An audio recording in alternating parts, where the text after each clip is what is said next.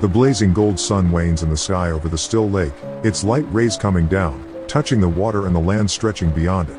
As the wondrous ball of light sinks into the horizon, bushy-tailed deer frolic through the grassy plains, running across the dirt roads which continue through thick woods. Chirping can be heard by any living thing near as the local birds make their beds, preparing for the night.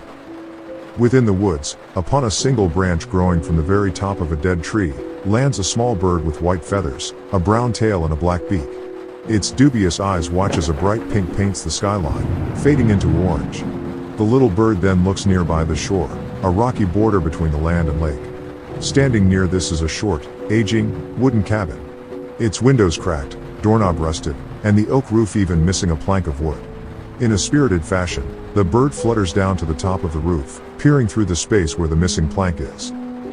But like the woodland's ground, the inside of this structure is one of the few places during the day where the sun's rays do not touch, where all beings accustomed to the shadows dwell within.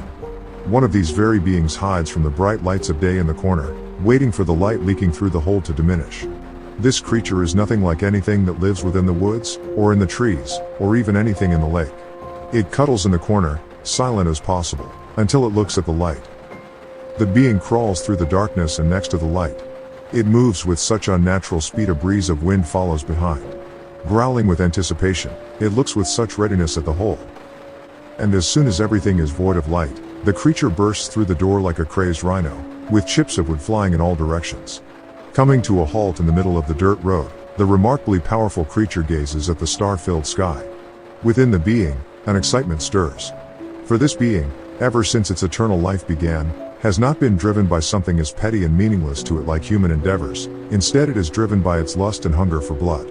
Searching for what it craves, it dashes through the tall grass and into the woods, leaving a cloud of dirt behind as it disappears in the darkness.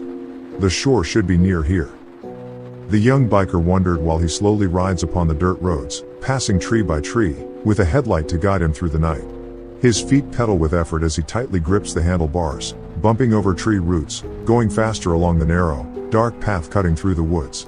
A cool night breeze brushes his smooth freckled face, making his long brown hair fly past his ears.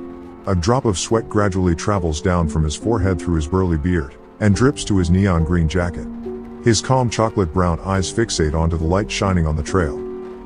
But while the breeze stops, the beat of his heart, the pressure of his blood, and the adrenaline surge all become calm. His eyes wander to the starry night sky, a seemingly never-ending blanket of blackness, with individual lights scattered everywhere. His long hair falls in front of his eyes, causing him to take a hand off of his handlebar so he can sort it out. Still looking up instead of forward, the trail dips into a large hill and his eyes return to the road too late to react to the change. He and his bike in mid-air together as for a split second, everything becomes slower to the biker.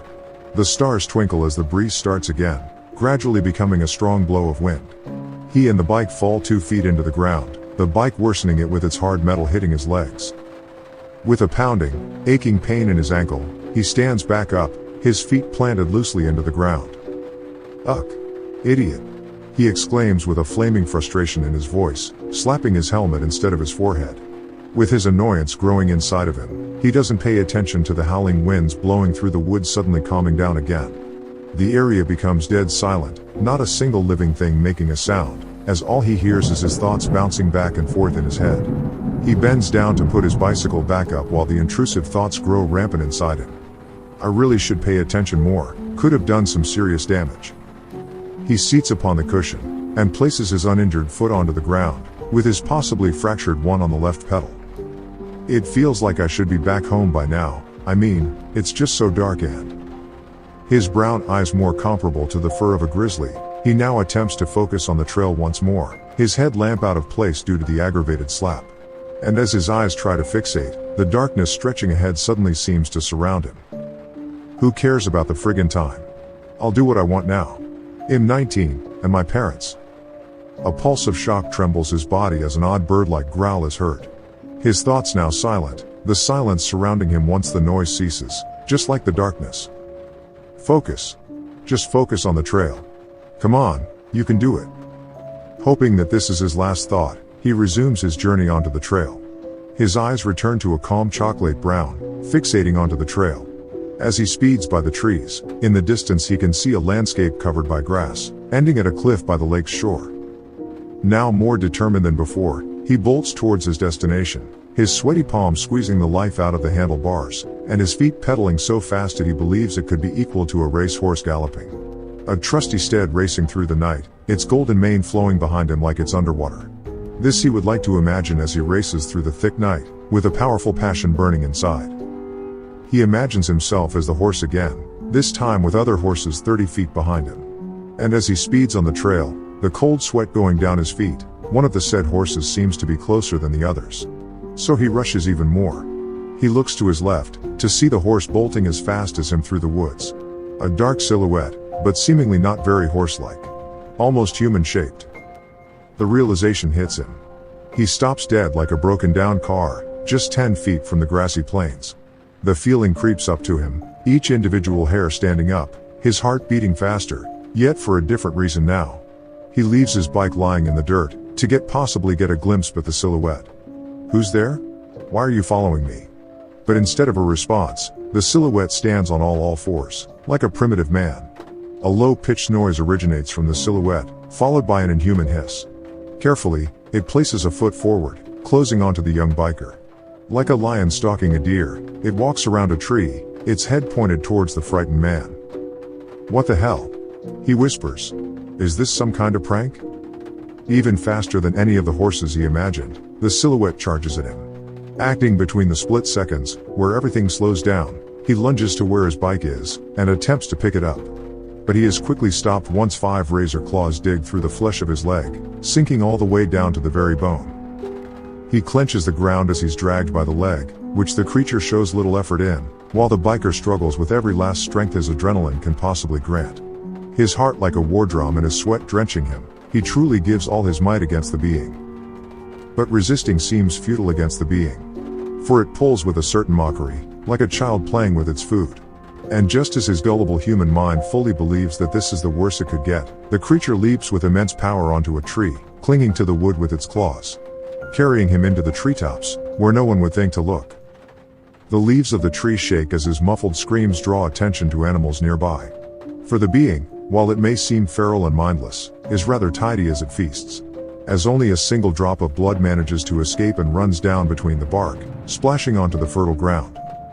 Moments later, the biker's dying, deathly pale body lies on a sturdy tree branch, with the creature on top of him.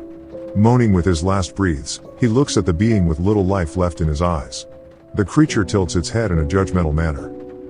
Then, a low-pitched growl comes from the being's mouth. But the growl seemingly resembles words, as if it's saying, "You are perfect." The world fades away into a darkness more powerful than the night sky, fading into a playground. The biker walks by the swing set, and with each step, the ground behind dissolves into nothingness. And as he looks behind his shoulder, one of the metal swings delivers a powerful blow to the back of his head, making him plummet into emptiness. Fallings and falling, as if it will never stop, but yet it does once he crashed through the roof of a burning home. He falls to the basement, engulfed in flames, the fire eating away the structure into nothing. He yells in terror, but nothing comes out. Suddenly, something slimy slithers over his belly. A large cobra, and with it are many other species of snakes surrounding his feet. They wrap around his legs, pulling him down into the flames. One by one, they slither onto him, until everything but his eye is covered by snakes. The flames then slowly envelop him, the scorching heat burning the reptiles. A cobra lunging at him is the last of what he sees before it all fades into a whiteness. Abruptly breathing, he awakens to a similar whiteness, whilst leaning on something hard and rough. The whiteness turns into an impossibly bright ball of light shining behind the leaves of trees in the woods, forcing him to cover his eyes with his arm. He slowly stands up, letting out a groan. But what comes from his vocal cords is far different from what he intended to come out. Instead, what had come out is a high-pitched screech. Suddenly, the whole woodlands erupts with noises of its inhabitants. Birds fluttering, chipmunks squeaking, deer walking, coyotes sniffing, all pounding his eardrums all at once. The young man crawls deeper into the shade of the tree, covering his ears. Then, just like that, the scorching ball of light and the noises cease. He became surrounded by a thick whitish blue. He looks down at his hands, and sees dark brown claws where his fingernails used to be, and his complexion now a paler shade of what it used to be. What the shit happened to me? As he gasps at his strange features, an oddly repetitive sound smacks his eardrums. A singular heartbeat, a heartbeat that is getting closer and closer. He turns his head to where it's originating from, and he sees a woman holding a flashlight walking on the dirt trail. He does not care for what she looks like, or who she is. He is only concerned about that attractive, repeating sound coming from her. With unexpected strength and speed, he lunges at the unsuspecting woman, pinning her to the ground. As her screams echo through the crispy night air, the creature who was once a man bellows an unearthly roar, its eyes piercing the defenseless woman. Its jaw stretches down to its collarbone, similar to a snake, as teeth comparable to a lioness unsheathed from his gums. And while her muffled screams continue throughout the darkness, a final shred of humanity deteriorates within the creature. Reduced to an instinctive thirst for blood, it feasts onto the woman with joy. And as the being prowls the night, nature has once again completed a constant cycle. For man has crossed the unknown, and then the unknown hunts man. Then man becomes the unknown. A circle of death and bloodshed that has echoed throughout the centuries.